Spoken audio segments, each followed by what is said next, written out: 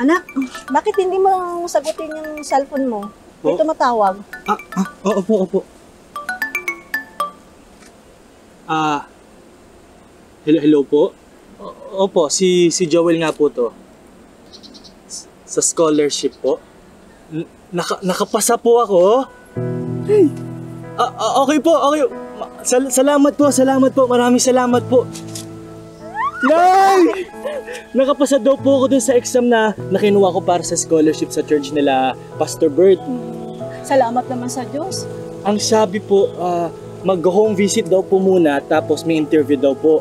Pero kapag nakapasa daw po ako nun, lahat daw po ng gagastusin ko sa university, sagot na daw po nila. Talaga, anak? Kung alam mo, kung nabubuhay lang talaga yung tatay mo, tuwang-tuwa na siya talaga sa galak. Sumalangit na wa kaluluwa. Ay nako, Nay.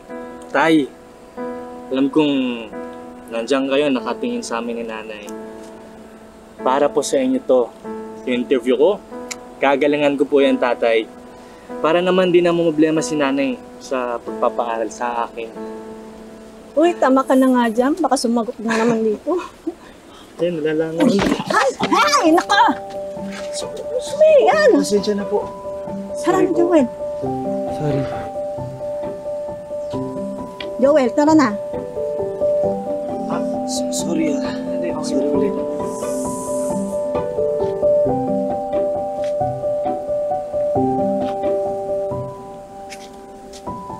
Wala nang mas malaya pang lugar kaysa sa mundong digital.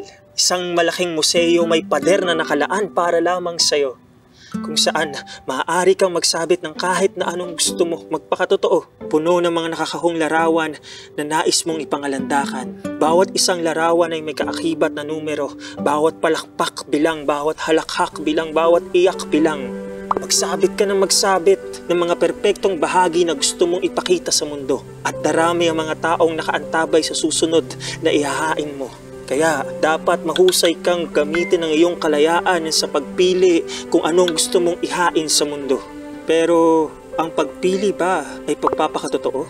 Paano kung ang sinasabit mo ay para lamang sa kaligayahan nila? Ano pang silbi ng kalayaan mo kung hindi mo naman ito nagagamit para sa kasiyahan? Bawat alaala ay may kaakibat na numero. Sa bawat tagumpay ay bilang ang bawat palakpak. Isasama ko kayo sa kumpas patungo sa pinapangarap kong landas.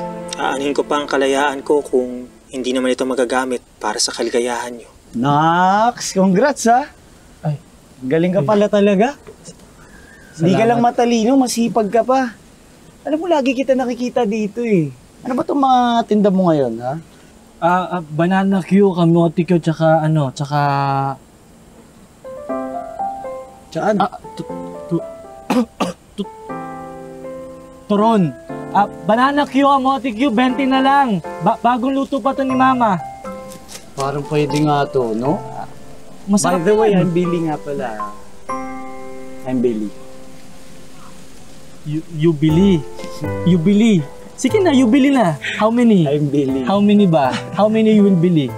Nay, kailan niyo po ba nalaman na gusto niyo na po si tatay? Naku, ano mga klaseng katanungan yan? Siguro may nagugustuhan ka na, no? Ako wala, Nay. Ako, study first. Pero sa iyo, anak, may nagugustuhan ka na ba? Joel! Hello, Joel! Hello po, tita. Hello. Ito po, binili ko po to kanina sa mall. Pot holder po to para hindi po kayo mapaso sa mga niluluto ninyo. May salamat naman, nagabala ka pa. Congratulations, Nicole. Binibida ka ng nanay mo na meron kang top honor. Salamat po, tita. Pero high honors lang po yung nakuha ko. Ito nga po si Joel, highest honors po yung nakuha niya.